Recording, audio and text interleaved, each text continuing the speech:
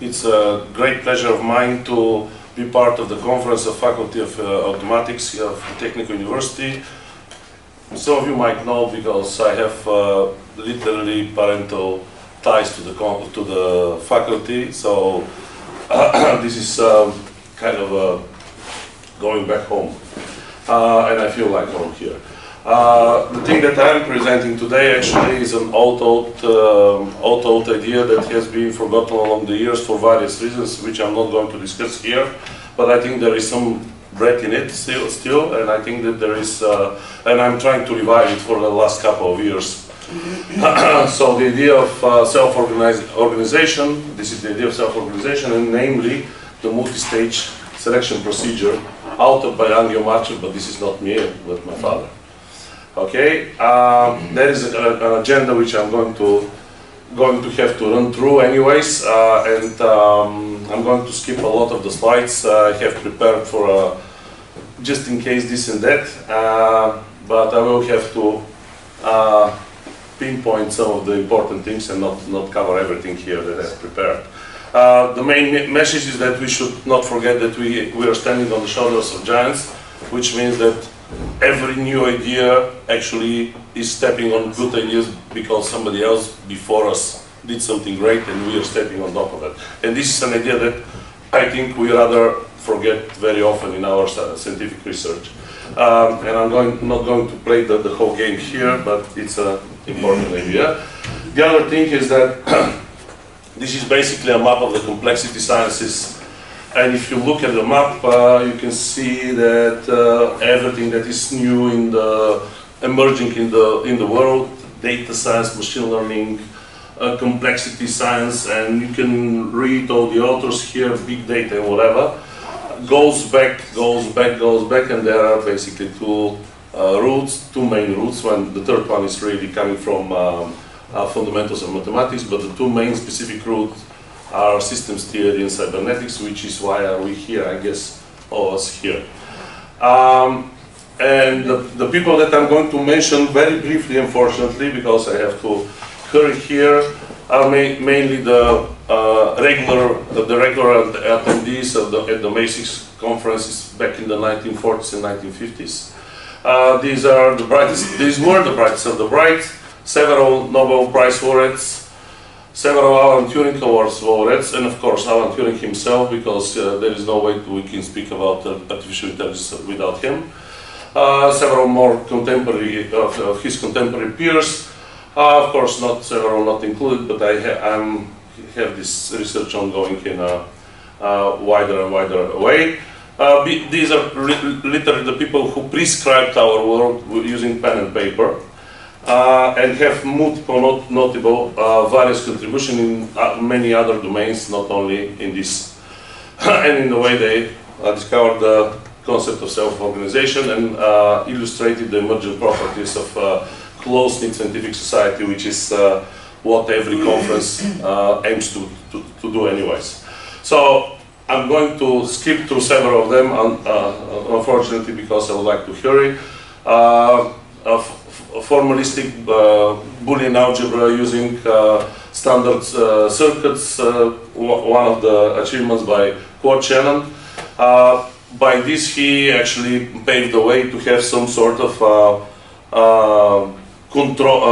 design of a controller, in a sense of you design it in a mathematical way and then you implement this in a circuit. And of course he used this to make this famous experiment with the per se robot. The other guy, of course, we cannot switch, we cannot jump over, is Norbert Wiener with his idea of feedback system, which is an important thing because all of a sudden we have the idea of self-regulating through feedback loop. By the way, an important detail which I'm going to mention a little bit later is that his, let's say, fundamental work first was issued in 1948, and there was a second edition which was a revised one with another important added chapter in it in 1961, and I'm going to cover this as well. I'm not going to explain all this. I perfectly know that you know them. The other guy that has to be mentioned here is Rosseshby. He devised the principle of requisite variety, which basically meant that if you want to have a, controlling system which is a good regulator in his terms. By the way, a lot of the terminology has changed since then, in the last 50, 60, 70 years. But in the sense, good regulator, in his words, basically means controller that can do well in complexity environment, in complex environment. Okay, so every good regulator needs to be to have requisite variety and needs to have a model of the system that we are trying to control. And this is the reason why actually the controlling system might look something different, a little bit different. There is a controlling system at an executive block. There is a simulation model which you can make your models, you can make your experiments on, what if analysis and whatever. And of course there should be some sort, if we are speaking about automatics and if we're speaking about AI, we need to state something about the self-perfection block. Self-perfection is the old term. Currently they call this various methods. You can hear it as artificial intelligence, you can hear it as smart systems, you can hear it many other ways. The most important part of it, which is everything else is important of course, but the most important part of it is that self-perfection actually goes in two different directions. One is self-learning, which is again the old terminology. The current terminology is machine learning. Basically this means algorithm for parametric identification of a system. And the other idea, the other direction is self-organization, which is algorithm of sorts for not only parametric identification, but also for structural identification of a system, which is a lot different because all of a sudden we start with no knowledge at the beginning, and in the process of running the algorithm, we have the structure as well as the factors as well as the adjusted values of the adjusted coefficients in the model. Okay, Claude Shannon again mentioned the theory of information, and I'm going to stop here. No need to say anything here. The idea of emergence is another building block for the self-organization concept. Emergent was not named by Julian Huxley, of course. But in his thesis he has defined it very well, although you can see that Aristotle has figured out the idea of emergence, back in the day. So the emergence is an important part because based on the feedback control which we take from the idea of Norbert Wiener, all of a sudden we have new properties of the system that do not show in the subsystems or its building elements. Okay, and then the word self-organization was named by Ross Ashby again, so he was working on the principle of self-organizing system, and he basically stated, and these are all cites from their quotations from their writings, that every dynamical system with some conditions basically needs to be self-organizing in order to be doing good job in a complex environment.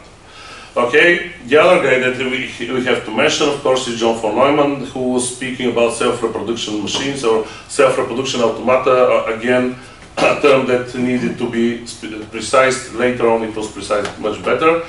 But in his theory of self-reproducing automata, he would state 5 different, I would say, conditions that he would like to check for.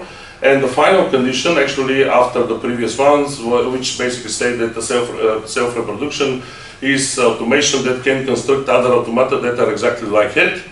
But evolution basically means that they could construct something that is increasingly complicated than the previous cases. So this is where we are aiming. Basically, self-organization is a way, an algorithm or let's say a concept that tries to, with every next iteration, to build more complex and more close to the complexity of the real system model. Then Claude Shannon again. This is his PhD thesis. By the way, he was writing about mathematical basis of the genetics, Mendelian genetics, and I didn't know this slide. I mean, up until probably 2 years ago, this is handwritten by him. But if I knew this is literally one of the most important creation of my PhD thesis written 10 years ago. I would have cited him. Literally, he has created the idea of formulating formal description of genetic processes, which basically mean that we can speak about evolution in mathematical terms. And then this is this guy, Alan Turing, in his really cornerstone paper, Computing Machinery and Intelligence, which is cited many million times already, I'm sure. He not only built the term learning machines, but also laid ground for every artificial intelligence ideas for the coming decades. But also in the later part of his paper, he proposed something that we currently would call something like evolutionary computation, where we have a child machine, a child system, or a child model that is coming from a hereditary material, which means from parents or from previous generations. The changes in his idea were through mutations. Now we know that we can do some cross mating. And the other thing is that he decided to use the term natural selection, which is what he knew back in the day from the natural sciences, but currently the correct way should be directed selection, which means non-natural, but coming from a specific target, going to a specific target. Anyway, so Norbert Wiener later revised his book on following the introductory lecture of Professor Denis Gabor in Imperial College, because he was sort of wanted to answer to Denis Gabor, and he has basically explained the ideas of iteratively building more and more complex system in his way through some of linear terms. Later on we can see that this is what we started, and then we can do something else. I'm going to skip these guys, although they shouldn't be skipped, but anyway we cannot say everything. I'm going to skip the neural network part, of course, but I cannot skip this guy, Alexei Vatenko, who is supposedly one of the first who proposed the multi-layer artificial neural networks. I'm going to skip the neural networks thing. Of course, they have a lot of applications. Everything that we now know is done well in machine learning has been done by neural networks, so there is a huge appraisal for them. But I just say that we can improve a little bit on them as well. Namely, they are not really self-organization, because you need to have set structure in order to build your neural network, or you need to start some sort of additional things so that you can build the reasonable neural networks. Otherwise, you have to go really searching for the correct structure. Anyway, so I'm going to go back. He later devised, this is already 1968, 67, somewhere there. He later devised the method of group method of data handling, where he explains, and I should go like this. He explains self-organizing models that are generated adaptively from the data in the form of networks of active neurons. This is the idea. You have the neural networks where you have either, you usually have a fixed neurons. Active means that you either have them or you either not, depending on your data. So sometimes the neuron could disappear and you have entirely different structure of the neural network. And through repetitive generation of populations of competing models, you have growing complexity, which is what we aim at. Denis Gabor actually introduced the other things. I have named them here, but the idea that we are taking is the principle of inconclusive decision. Basically, you're never happy with your current state, and you say, I'm not going to take one best solution, but I'm going to take for the next iteration, let's say 100 best, hopefully that I'm preserving enough requisite variety for generating the next more complex generation, and so on and so forth. Okay, and this is where this guy comes. This is my father, member of the Department of Automatics when back in the day, then it became faculty and so on.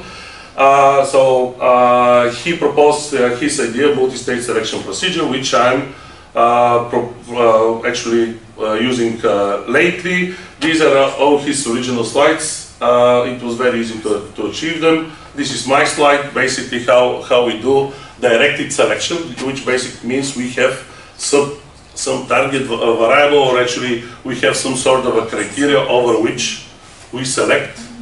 Okay, we select that we every mathematical description, and the difference here is that the mathematical description actually is functions or equations, or it could be vectors, or it could be hypotheses if they could be formalized in mathematics. So this is different from evolutionary algorithms, for example, where you can only work with vectors, binary vectors or non-binary, doesn't matter, but no more than this. We can work here with equations of functions, and there is something that we call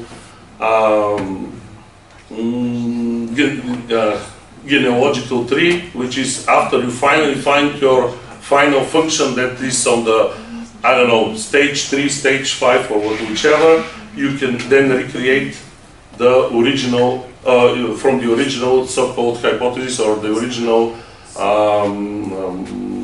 we call them, I forgot the English word, anyways. So, primitives, yeah, thank you, primitives. Thank you. So I'm going to actually skip to what I have done. This is the MATLAB implementation of the system. It has some novelties and some differences from my father's work before me, but this is his handwriting, and actually I'm going to show this. The typical evolutionary or genetic algorithm, basically the parents are the same, have the same complexity as the offspring, because you basically take one part of the vector and put it together with another part of the vector, and this is what you get. Whereas here, as I will show you later, this is a function of functions of function, and then every next function actually becomes more complex and more close to the probably to the real system. Anyways, I'll tell you what. Yeah, the primitives that I'm using in the MATLAB implementation are basically linear terms or linear biparameters terms. I think is probably the functions with linear biparameters is the correct pronunciation. Basically, these are all functions that could be solved by using some sort of linear regression. And why so? Because in MATLAB, doing linear regression is really easy, mathematically, code-wise, and also they have already implemented basically every needed algorithm with one simple right divide of the function. So basically, this is why I used it. While loop is something that I'm not going to spend time on. There are some new things. So in his original work, my father would combine in linear terms two functions from the previous row, and I said, why not do it with a power function as well, not only with. Okay, thank you. This is just a demonstration how I have every next line actually becomes more complex and more complex. And I'm going to show you one last thing. So I have some data already loaded, and I'm going to run my code. And I'm going to show, okay, pretty quickly, and I'm going to show you what we have as a result. probably two things. I cannot show you everything, but I can show you two things. One thing would be, so this is the initial state, the initial, let's say, 100 or 120 population of possible functions that model the system, and these are the error terms. The interpolation error is in red, and the extrapolation error is in blue. And then this is the zero, the primitive version. Then out of selection and generation of new, we have the next sort of generation, and then the third generation is about here, and then the fourth is here. And obviously, the state is already fine. The task is solved. And I'm going to show you one final thing, which is the generative genealogical tree, which looks something like this. So what I'm showing you here is that different from the typical neural network, I have explainability. So I have initial functions which I started inputting autoregression terms. They have been done with lag variables, with going through some functions that have been selected. Initially, we didn't know which one would be this, and then through crossing, we have found a solution. And final thing, I know that I am taking a little bit more time. I'm going to show you how does the full tree looks like, which means the full tree of the experiment, which means how much we have calculated. Okay, so if you see a blue line, this is actually the depth of the tree. These are all the experiments that have been done. That have been done to figure out the mathematical description, the pure genealogical tree that I just showed you. And you can see that these were all tried for and kicked away, and then from the selected ones we created a new generation and so forth. Thank you for your attention. Thank you for this really very interesting summary of historical, scientific, famous names, and for your work, of course.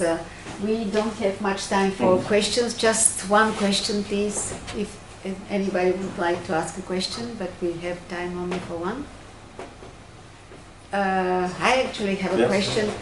I'm just interested to tell me what is the application, particular application of this, just to mention. Okay, in this case, it was in the slides. In this case, I'm extrapolating time series. So this is the typical problem that I run in with my fields of research is finance and economics and business. So this is the typical problems that I face. Okay. But it could be done in different directions as well. Thank you so much. So this is a certificate for your presentation. My collective. I'm Asparuh Markovski from Technical University of Sofia. Assistant Professor Tsanislava Genova is from the Institute of Electronics of Bulgarian Academy of Science. And Victoria Mircheva, she just graduated in medical physics, and she is responsible for the work with the patients. And also, we are unable to proceed without the medical team led by the Professor Turianka Petranova from the Medical Academy and Tsarica Ioana University Hospital. So I will discuss one approach for skin disease diagnosis by use of optical biopsy and neural networks in case of insufficient or low quality data. At the present, we have much more data, so this is just to show how we can use neural networks even when the data are very scarce and of a very low quality and of limited use. So, about the skin cancers and the precancerous conditions, they are not rare at all. They are visible, of course, and not that difficult to diagnose, but even in some cases, even some weeks or months could be very important. So the gold standard in skin diagnosis, this is the classical histology biopsy. this is the final word. But the general practitioner beforehand should prescribe you going to the specialist as soon as possible, and that's it's our work. So the early recognition of the suspicious cases is critical sometimes. So there are many methods that are offered for non-invasive diagnostics. All they have the disadvantage that they are a bit expensive, because this should be proceeded in the general practitioner cabinet, and he has too many things to do. He doesn't have to have some expensive setups and apparatus and so on, and this is by now the main obstacle for this approach. But of course the leading one is the visual inspection by naked eye or dermoscopy. Confocal microscopy, it needs some specialized microscopy, and practically it cannot be used. Multispectral imaging, it can be used even by a cellular phone if you have some app that can make it, but it's very unreliable. Three-dimensional and optical coherence tomography, they need very specialized setups, colorimetry not, and self-mixing interferometry. So what is the optical biopsy? It increases the rate of the correct early recognition of suspicious cases, and we use two kinds of spectra, fluorescence and reflectance spectra. And I will state why this is very useful in the cases exactly in skin cancer.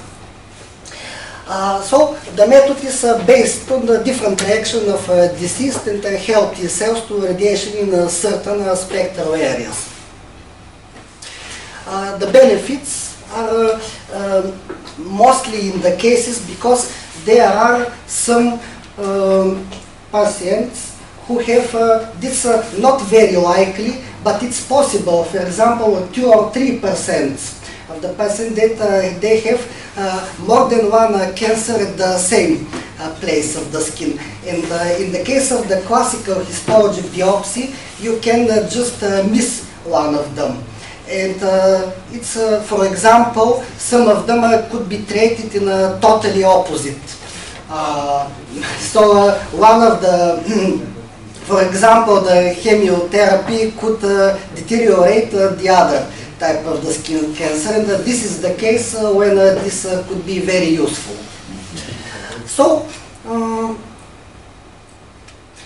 we developed with some private person this optical device. There is a built-in spectrometer inside, and optical head which is very miniaturized, and this is the main advantage of it, that it's very important that the same cells are measured at the same time without moving the hand of the doctor over the patient skin. This is the variant which is in the Tsarica Ioana hospital, the USB one. There are also other Bluetooth one which I use for my experiments. So this is a device, this acknowledgement about the funds which we are used, and studies. So the principle of work is of the very device is not that difficult to obtain, but how to select which are the informative parameters, this is the main part of the work. So there are three LEDs which you see are near ultraviolet. They are with very low intensity. This is so not to use some bio effects. And one white so-called, this is of course not a white LED, this is a luminescence LED, of course, because there are no white LEDs, as you know. But for the reflectance, taking the reflectance spectra, also optical head, which combines it with spectrometer, which is its hardware is built by Ocean Optics with Toshiba matrix, and this is connected to the computer. So this is the main interface. It's written in LabVIEW, but I will change it for some reason. It works very well. And it has some tabs. This is tab for the doctor. This is the probability of the skin state. It is given just in some seconds. So there are other tabs which are for the researcher, and they are more specialized for calibration and so on. This is some just example spectrograms of a healthy patient. This is a patient with melanoma.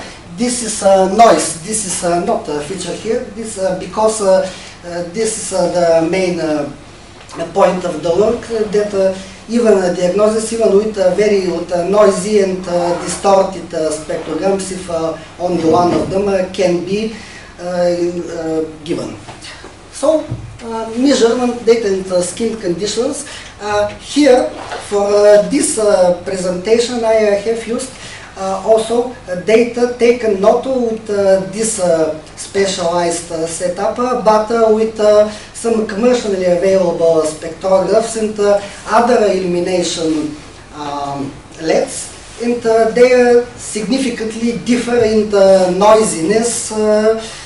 Some of them have, for example, some DC addition, and also they don't have the same excitation level, and so on and so on.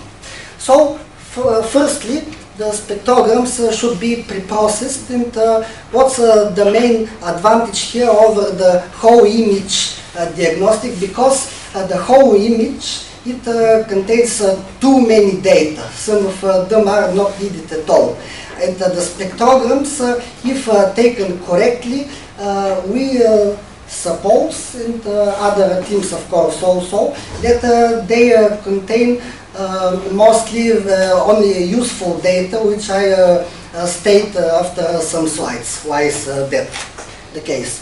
So this is the skin conditions so far examined. They are ranged from the mildest to the most severe. So here is the boundary between the non-cancerous and cancerous conditions, and Bozhidar is considered as transient because it doesn't cure by itself, but doesn't spread in the body without some side intervention. And 8 and 9 should be taken care of as soon as possible, if possible at all. So you see that the data set is totally unbalanced. Of course, there are already data, but I will show that even with this data, diagnosis is possible with some certainty. For example, there are no patients with angiokeratoma here, which is unacceptable, of course. And because the melanoma is very interesting to the doctors, as very aggressive, there are more examinations with this. And these numbers, 4 or 6 or 5 levels of 5 patients is very low, of course. How can we treat this without distorting the initial data set? So, first approach, I will show 4 approaches as a whole, is to use the spectrograms not by themselves, but to connect them with some biochemistry features of the skin. I will show you some examples. And to train the neural network not directly with the 4 raw spectrograms, but with some informational parameters taken by the medical part. So, for example, in case of Bozhidar, it's typical that the signal is very lower compared to the surrounding skin, of older fluorescent spectra, and also at advanced stage of the tumor is a red glow, which is a very narrow in a narrow spectral range because of the protoporphyrin. I will show also some another examples. And also the reflectance spectrum of the melanoma, it's typical that the blue signal is very low and the absorbance of the hemoglobin is not well manifested. So, using considerations like this, the medical part of the team stated that 32 informational criteria were proposed by them, and some of them are more complex. For example, some part of some spectrogram should have descending rate somewhere, when other part of another spectrogram has ascending rate, and so on. So, for example, why is this possible? This is possible because, as you probably know, many of the organic paints have the so-called conjugate chemical bonds. Here, this bond in the tetramer here is ionic. It's not excited very easy, but this this bond here, it is there are delocalized p bonds which can be excited very easy with some very low intensity illumination source, and when get excited, when they go back to their basic state, they have a very bright illumination, which is has a very distinct color. For example, the bright red of hemoglobin, protoporphyrin, porphyrin, myoglobin, and also this is the case in the bright green in the chlorophyll, which has nearly the same chemical formula. So, based on that in the cancerous cells, some changes typical occurs with these substances. It's possible easy to detect which are they. So, based on that, two-layer neural network is trained in MATLAB using the NPR tool, which interface actually to the pattern net function, which is the workhorse here. And for training, the scaled conjugate method is used, which is the typical, and cross entropy for evaluation of the performance of the network is used, which is standard case. So, of course, here the number of the hidden neurons, here is the overtraining threshold seen here. Of course, this is for evaluation the training process, but for evaluation what have we done, we should take a look into the percentage of the misclassified samples, and here they are given for the training, validation and testing phase. They are randomly selected in 70 by 15 by 15%. By splitting the data, so not to overlap them, of course. And you see that the result, of course, is not very good. 20% of misclassified samples is very worse. It's a better result, of course, but this is due to the insufficient data. So, how to improve this? This, of course, the receiver operation characteristics of the case. So, second approach is, of course, to how to extend the samples, and of course, you can teach someone how to discern a boy and a girl using only two photos, but making without retouching them many other versions. So, what can we make? Of course, we can change the color of the hair of the children. We can change the dress of the girl. We change we can give them hats. We can make a beard of the girl. No, we cannot make this. So it's not advisable, of course. So when making randomly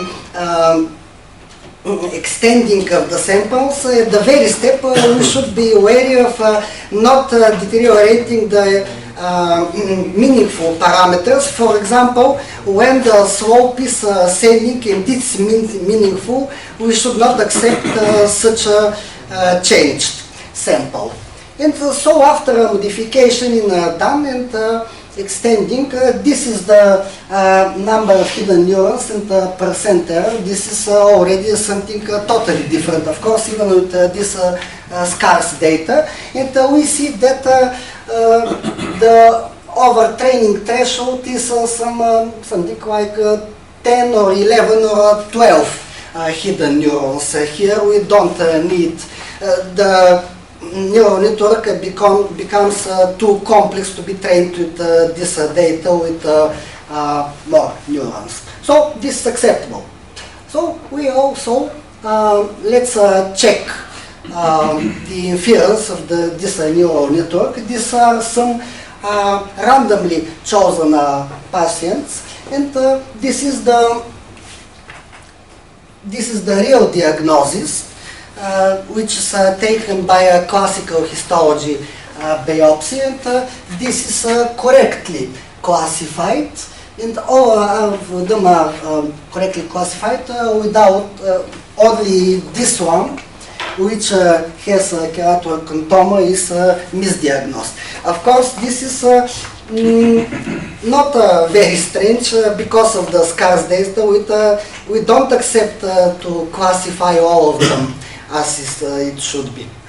But let's, the third approach would be because when we have decided to work not with the whole images, but only with spectrograms that are taken as fluorescent and spectrograms with already chosen illumination sources, the LEDs. This is already equivalent to a meaningful parameter, and so these spectrograms already have in them enough information. So let's make a computer decide which information is quantitative here, not the specialist, because we are mixing the neural network approach with the expert approach in the previous case. So let's the computer decide which are the correct parameters. So we will give the raw spectrograms now to the computer and make him with the training to test which are the meaningful, which are not very meaningful of these 32 parameters. So using this approach, we take this percent error versus a number of the hidden neurons diagram. So the result here is not better, but also not worse, like in the previous case, but it's taken even with a lesser number of hidden neurons than in the previous case. So, of course, the computer is better in this case than in quantitative measuring, which is not very strange, I think. Of course, here is the inference of the neural network. Here all of the diagnoses are correct, which is not a proof, of course, because these are randomly chosen, but it shows that the approach is right. So, now conclusions and future work. Of course, this is workable. It's not only our collective that works on this, of course, but I already told you that such things are a little bit expensive to be widespread. This is the problem. And the spectrometer inside, this is the expensive. The optical head, it can be done with not it should be of high quality, of course, but it's possible to be made cheaper. but the spectrometer parser, the good spectrometer matrices are expensive so far.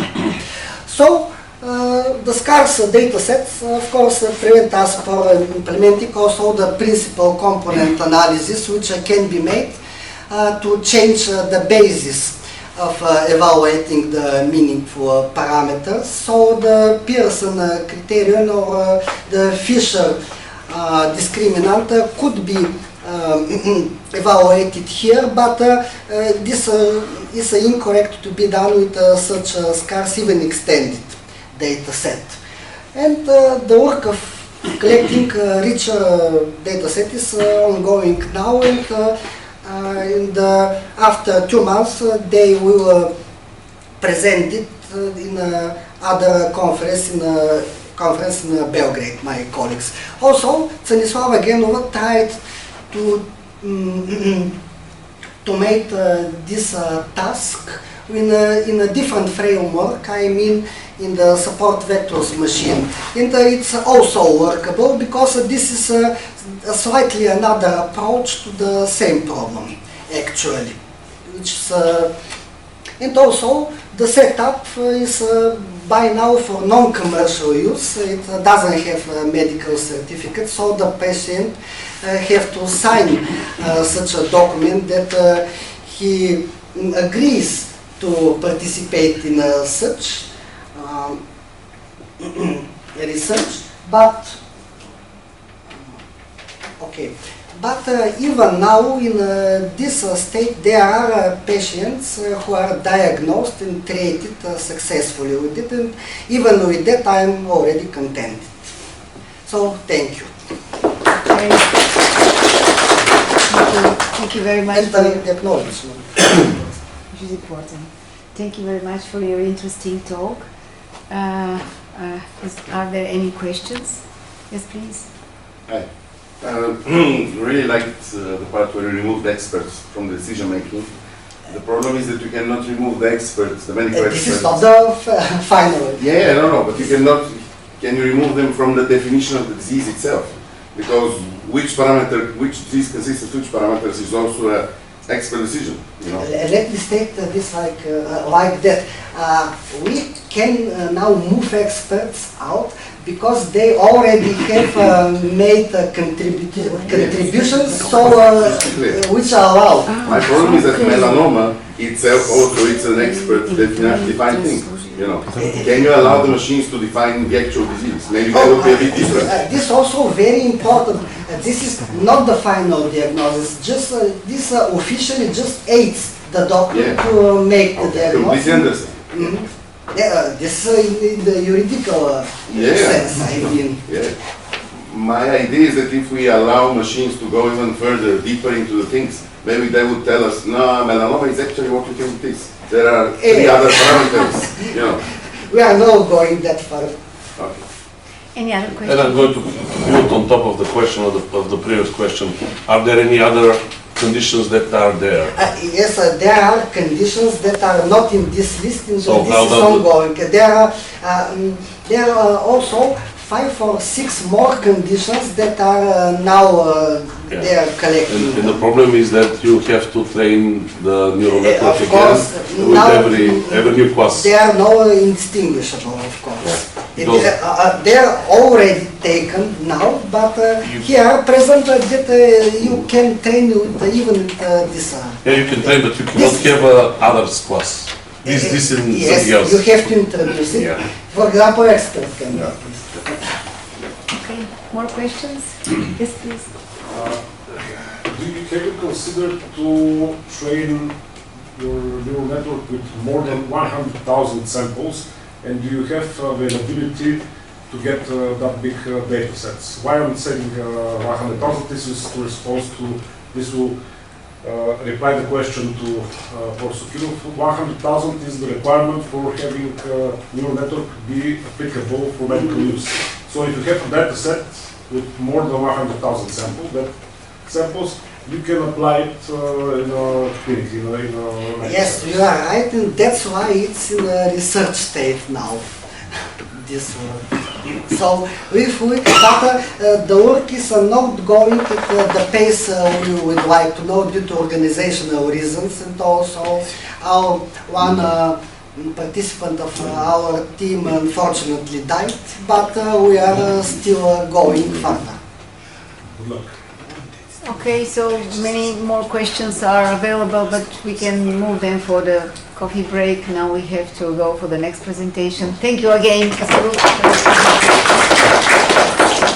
Hello everybody, my name is Boris, and I'm going to adopt a bit more hopefully refreshing approach after those beautiful technicalities we observed about. It's one of the other very hot topics of the application of artificial intelligence lately. It is basically in the writing. It is what it can give us, what's wrong with it, and should we use it, okay? A bit more moral and philosophical approach of means and methods of science. So, when we speak about artificial intelligence for writing of text, obviously it is the natural language generators, okay? It's a specific class of artificial intelligence. If it is, I know if it's a big question of arguments lately. And then the application, whether it's moral and philosophical acceptable. Because my point is not to give you details of how it works and how specifically the algorithms are applied. My point is to stir a bit the argument and think whether we could use it, whether we should use it, how it's going to help us. And I'm pretty convinced myself it's going to change a lot science itself. Because science is also about methods, okay? And this is, writing of science is a very important part of the methods. Okay, so NLGs, natural language generators, are basically algorithms that split speech into things called tokens. They could vary in size, they could be even as small as letters, syllables, words, combination of words. Analyze them statistically in the context of what we are discussing, of what the text is about, in the context of the keywords that are provided, okay, and then reproduces in a statistically convincing manner, proper manner, this type of organization in the environment we set up as keywords. Okay, so it does not make reasonable decisions how to combine words into text. It combines statistically convincingly the words, okay? They are just statistically properly combined. There is no reason behind the combination of the words. Okay, so let's go direct to the topic. So let's start with the pros. What's the good thing about it? First thing, it's summarized as accuracy. Okay, so imagine this is a real case actually. You have 10,000 reviews of a certain smartphone. So people say, I like it, I don't like it, it's very slow, the battery heats up, I need more memory, etc., etc. From one word into a whole paragraph of opinions, okay? Then give this to a single person. Then the single person has to analyze this and summarize. What is the opinion of this smartphone, of the users? It is actually impossible for a person to do it and to be precise, to reflect everything that's been said about it, okay? Then the machine can do it. Okay, let's move it to our stuff, to science. Yeah, you have to analyze 10,000 papers regarding something, melanoma, for example. Yeah, and then a single person has to tell. Okay, from these 10,000 papers, these are the important parameters. Is it possible for a single person to do it without errors? Not really. Okay, the machine can do it within seconds or minutes. Yeah. So the other thing, consistency. So it would follow the statistical patterns it discovered from the data it was fed with. It would follow them consistently. It would make no errors. Which one of us, when he has to write a literature review after the 50th paper, hasn't been, I'm too tired, okay, let's just write 10 words about it and then get on with it, let's finish them all, okay? Yeah, we are all humans. This is not going to happen with the machine, okay? So the reviewing, the summary of the information is going to be completely precise according to the statistics of the things it was fed by the trainers, okay? Yeah. Sometimes we don't like the figure, how it was put. They say, this article is not good. I'm not going to write good things about it, or I'm going to say just 3 words because I don't like this author, okay? The machine is not going to do this. It's the consistency, yeah? And then combining those two, you have the efficiency, as we said, 10,000 articles, 1 million books, I don't know, whatever you name it. It can process them, and then you can tell to the machine, okay, now I need a text which is 20,000 words long regarding this and that. Or I need a book which consists of 20 volumes regarding this and that. Okay, it will do it. Yeah? Like this. Okay, this means seconds, minutes, hours if it's very, very, very, very complicated. Okay? That's the efficiency part. Yeah, so these are the good things. The bad things. It's been known for bias. I'm not going to use the canonical example of bias, like if you ask, are women worse in science than men because women are a lot less in science than men? You know, if it's being fed with all the information how many men are in science with respect to women, suppose that it's going to tell you, yeah, women are not as good in science as men. I'm going to give you another example, which is, you know, maybe a bit far away from some of you, asking for, you know, the best SUV, whatever type of cars for the last, which are older than 10 years, and then it gives actually only cars that are sold in the USA. Yeah, this is typical bias, because it has been supplied with a lot of USA information and not enough information from Europe. Yeah, for example, or Japan. Yeah, okay, that's the bias part of it.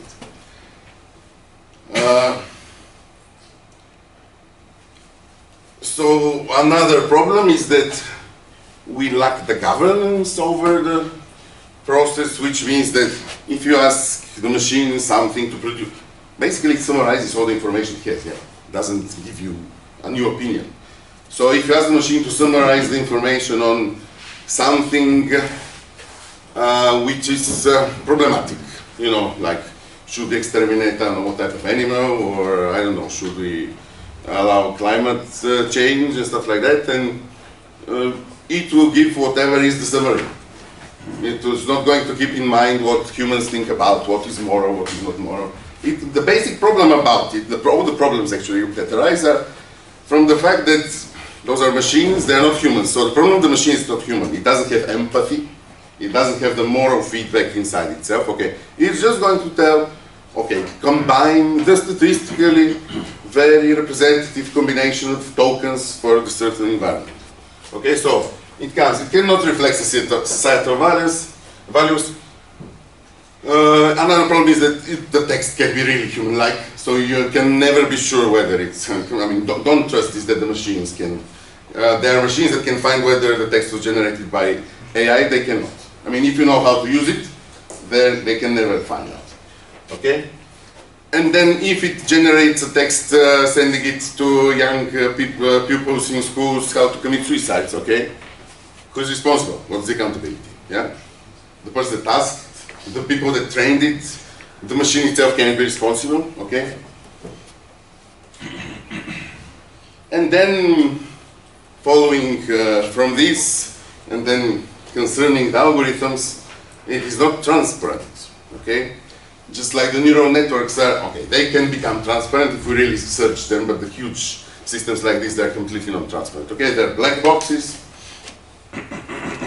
If we tweak the parameters here and there in order to get much better, much more appropriate response for something, we're going to tweak the whole thing, so we don't know what else we're going to affect, yeah?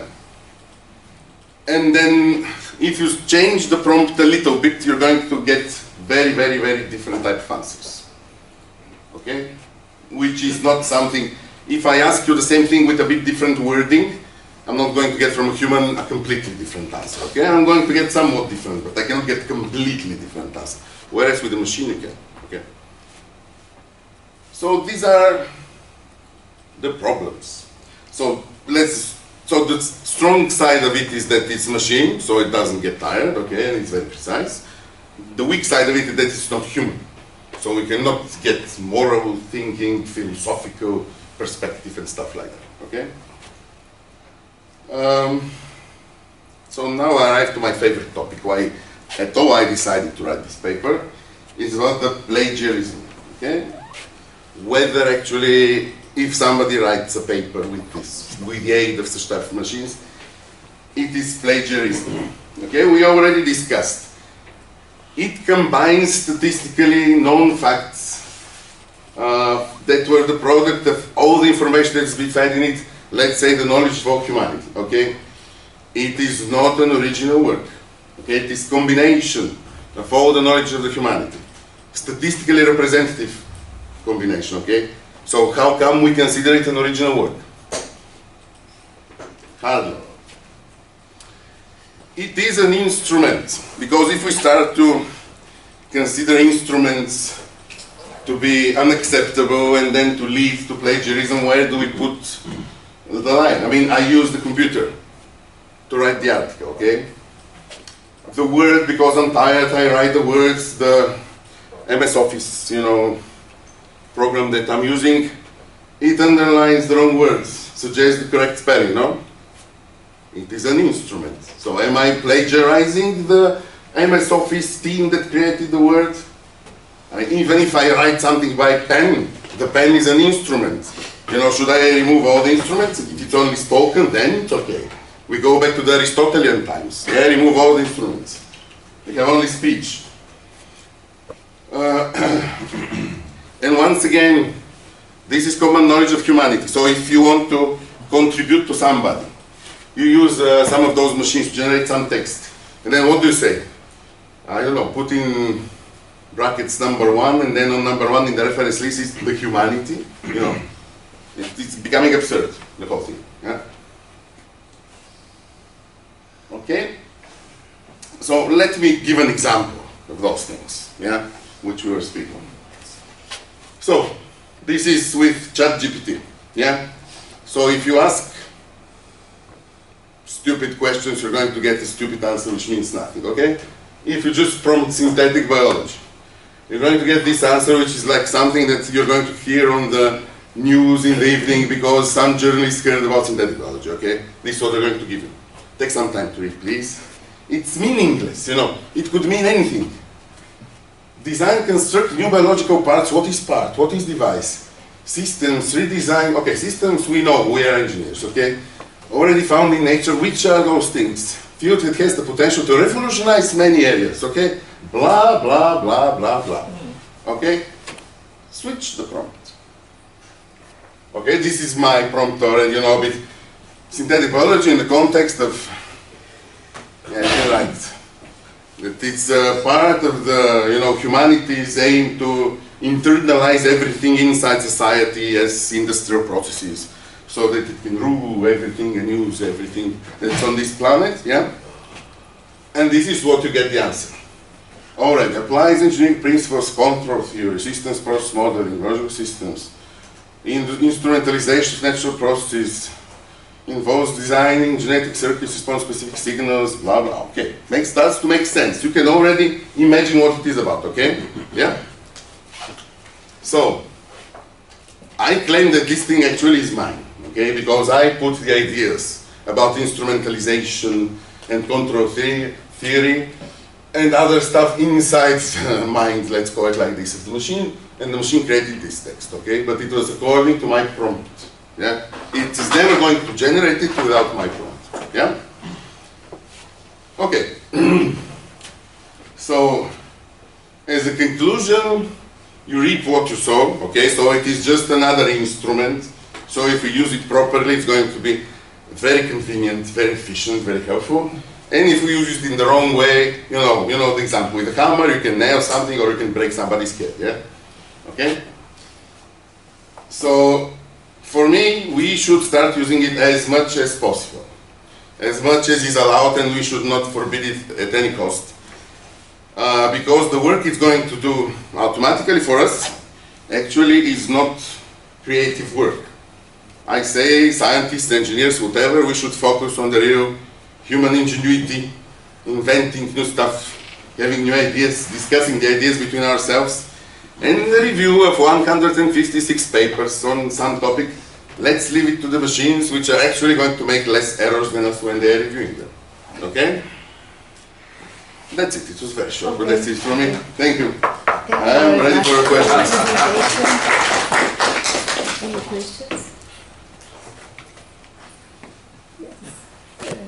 So my question is, can artificial intelligence review papers? Yes. Yeah.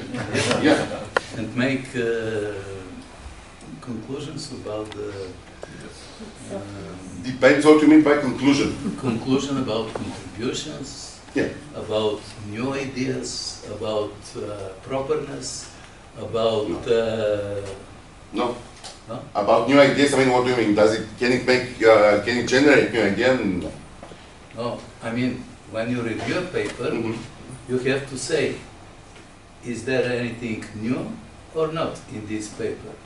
Second, when you review the paper, you have to answer the question, is the mathematical part correct or not correct? This it can do. This it can do for sure, easy. Can? Yes, no problem. With the That means novelty, theorem proving Yes. yeah, can be done? yeah. Whether the mathematics is correct, it can calculate. Let's say it that way. It's not exactly Well, this calculation. is what reminds me, if you know that, the audience too, about the answer of Eugen Radichku. When they ask him, how does he write? And he answered, you know, we have 30 letters in our alphabet, I mix them and create words. Yeah. Then I take the words, I mix them, I create the sentences.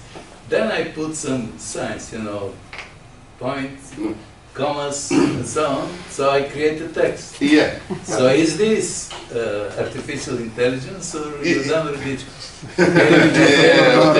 No, but actually it's a good point because, you know, there is big part of argument, exactly what I said. Oh, but this is not artificial intelligence because it is not reasoning, it's merely combining words one after each other. And actually, unfortunately, I'm pretty convinced that most of the people nowadays do only that. They just convincingly combine words after each other. They don't actually reason what's behind the words, but okay.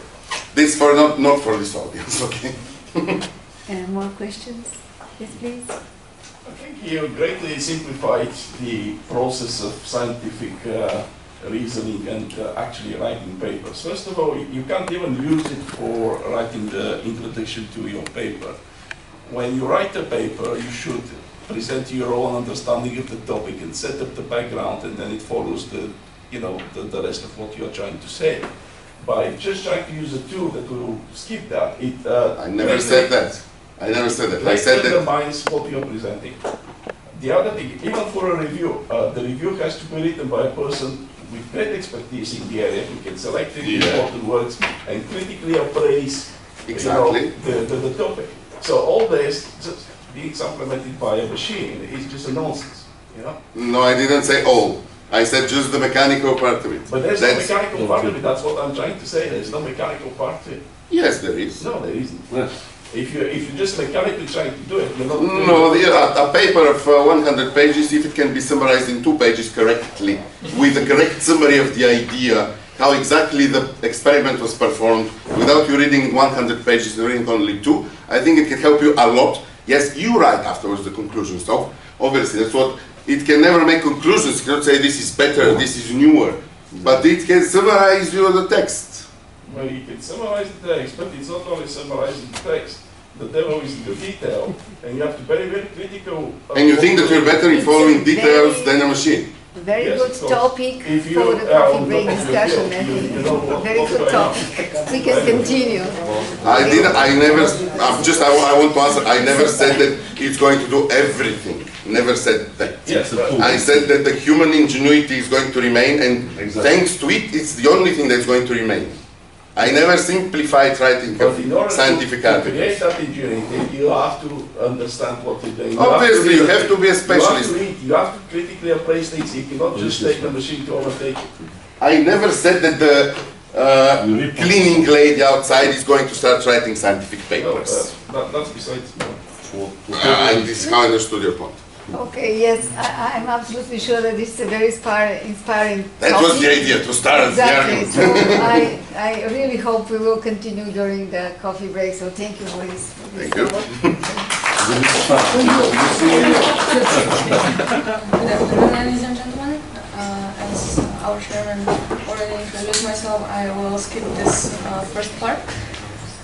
Today I will talk about the Alzheimer disease, about its description and characteristics. Then I will continue with the current research with the use of machine learning in this area. I will continue with the motivation and methodology of this paper. I will just briefly talk about the machine learning methods used during the creation of this paper and especially of this whole project. And then I will jump right into the case study, talking about the specific case of the achieved data set, of the experiments and the results that we got out of it, and end up in the conclusion. So it's jumping not in the right way. It looks like the presentation is broken anyway. Escape. Yeah, but escape and use the other mode to present it. Just yeah, just keep, exactly. keep it like this. Exactly. So at the beginning, even though I don't see the images that are supposed to be in here, but let's Zoom in a bit. Zoom. yeah, but there should be an image that's missing. But anyway. Expose it to still keep it. English. No. There's something broken with the presentation. Use the errors on the computer. Yeah. I had the same problem. Unfortunately. Anyway, the Alzheimer's disease itself is a neurodegenerative disorder that is affecting people in the age of after 60 years old, but also in some cases there are also people affected by the disease 30 or even 50 or even 30 years old, but these cases are the ones that are suffering from the Alzheimer's disease due to having a concrete and specific gene. The Alzheimer's disease itself is the most common neurological disease and unfortunately with no cure. But in early stages, if it's already detected, we can at least slow down the whole process by supporting the patient with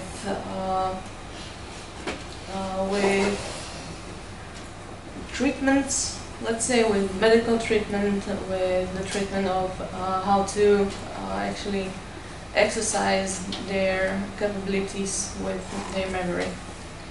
The Alzheimer's disease symptoms are usually the memory loss, like maybe misplacing items or difficulty with words, but also they are sometimes missing whole years of their life, and they are not recognizing even their relatives because they got older, but they remember them at the very young age, and they are not even able to recognize them anymore. The other ones, the other symptoms are also difficulty solving the problems, like the abstract thinking, or even doing the familiar tasks that they are used to do the whole life. Or they also have the poor judgment of the situations or the problems and the everyday life, and they are having problems with keeping track of the information. There are also some behavioral changes because they are so lost, not just in time but also in space. They are getting moody and they withdraw from the social activities because they simply feel confused and lost. Also, the other symptom is motor loss. So they are, since they are misplacing stuff, they are forgetting everything, they are also having problems with their movements. The several degradation of the patient's health and the neurodegenerative disorder ends up with patient's death, and that's basically the final stage. In the current time, there are plenty of ways how to detect the Alzheimer's disease. For example, using the fluorodeoxyglucose positron emission tomography imaging, or maybe electroencephalogram oscillations during word processing. Also using the blood samples or magnetic resonance imaging. But all these are quite expensive, and usually these patients are sent to the professionals in the later stages of the Alzheimer's disease. The other options, more available ones, are like the patient's voice captured on the device for example, by Internet of Things device or by even the smartphone. It doesn't really matter. The point is to capture the audio of the suffering people and also of the healthy people to compare it with. So we are getting more and more into the similarities with our paper, and especially when it comes to the spontaneous speech recognition, we used automatic speech recognition and linguistic features that were also used in our paper. But it wasn't spontaneous really, but it was co-record. So our motivation and methodology used for this paper was that we want to help the people. We want to early detect the disease, not in the later stages when the people are suffering greatly already. We want to make an approach, or we want to approach the whole ideology fast, efficient, and of course comfortable. And in this case, comfortable in a way that using a smartphone at home environment. We use it in a sense that we are creating the audio recordings of the observed subject, describing some images, some tasks, doing some tasks, and the task is describing the images. We use the speech processing, use the natural language processing and machine learning approach to support the decision making if the patient is healthy or there are already some things that they actually say that it's Alzheimer's disease. We used some machine learning methods. First, we were scaling the data to support the machine learning algorithms to actually convert it to the optimal much more sooner. Then also we were using some sampling methods. Sampling methods basically because our data set that we created and we captured was highly imbalanced. So we had to somehow actually address this problem. And we were also checking up if undersampling or oversampling is the better method, and if so, then which oversampling. I won't go much further in the details since we already had a lot of time passed. And also we are checking out a few machine learning algorithms such as extremely randomized trees or simple linear regression, passive aggressive algorithms, support vector machines, even perceptron or neighboring algorithms like ICARAI. The whole point was that at the beginning we had a smartphone. On the smartphone we were recording the subject. Some of them were healthy, some of them were not. Unfortunately, there are not as many people suffering from the Alzheimer's disease or mild cognitive than we would expect, but the whole process was recorded on the smartphone, and it was recorded by the specialist and the specified centers for elderly people. The speech recordings were capturing the descriptive tasks. The patients were asked to describe the provided images. These images were out of two groups. Two big images, as we see on the right side, that were describing the whole scenery that was happening on an image. And then 40 small images where there was either one object, as we see as a clock, for example, or an action, for example, knitting, as we see. This was our data set that was actually captured and created, and later on it was processed. It was processed by the NLP algorithms and found out many different features out of this. It was even more than 66,000 features, and they were obtained from these recordings by Slovak Academy of Sciences.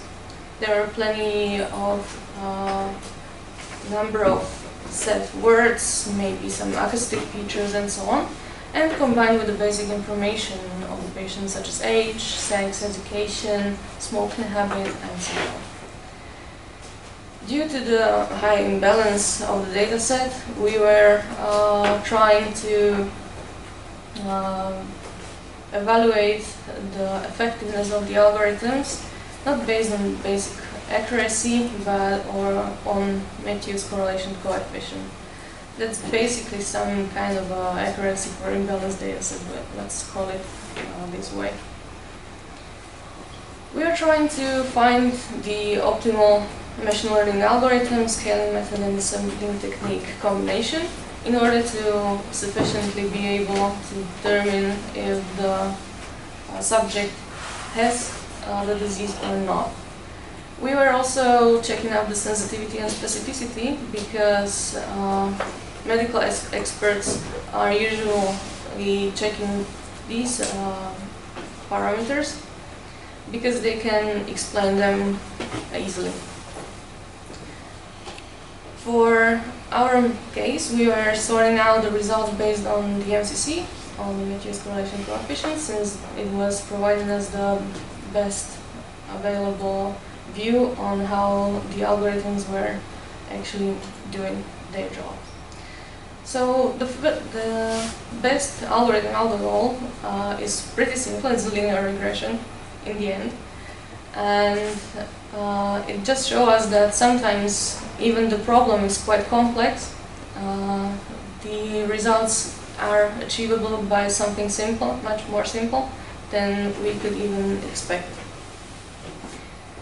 When we compare these results with other studies that I was also mentioning at the very beginning, then it's a little bit problematic because first of all, they are completely different data sets. They have completely different inputs, different number of samples, subjects, and also their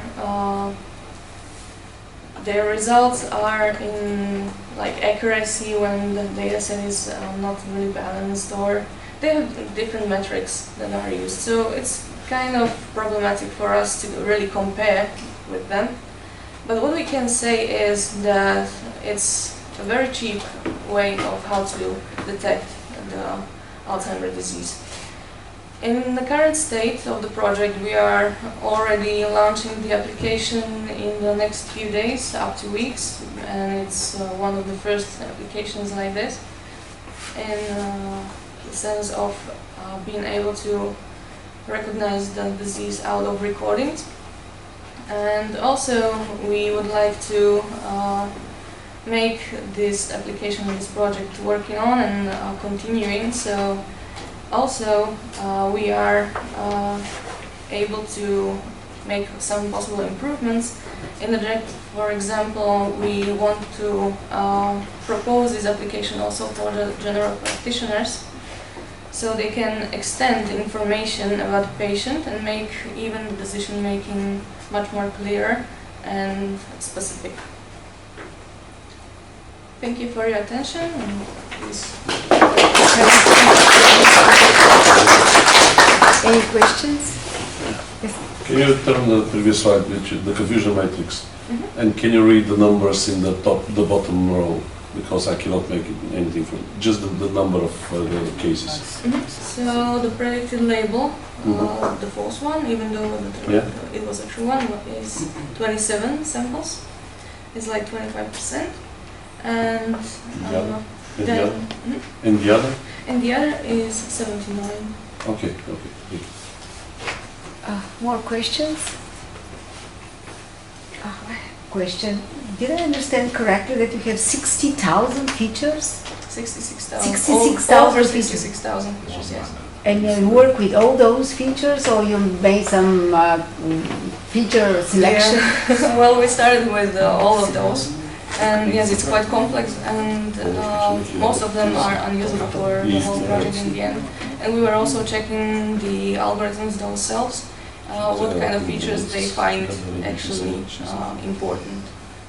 So, how many of them were really important? I mean, with maybe like 15% out of them. 15%, okay. Because all those 66,000 were actually proposed by medical doctors, as far as I understood. They yes, were, it would be quite so this is confusing for feature them. engineering finally. Yes. But only 50%, so probably this is important for the medical doctors actually to see how many of the Yes, features that's- are really important. Indeed, that's part of the improvements and the next Yeah. Okay. Okay. Thank you. Thank you. So why don't you oversample and instead of regularization or something like this? You have this problem of not a lot of cases in the data set, right? Yeah, Why there don't are- you oversample or regularization? L1, L2, or both? I will try in the future. Okay, this is something that you should consider. But I mean, for now, you did not try any balancing of the data. Yeah. You work with the raw data the way it was, 95%. I was balancing the data. I was oversampling them. I was Ah. undersampling them. But, Okay. that was the only regularization. But finally, did you get an equal number of healthy and unhealthy?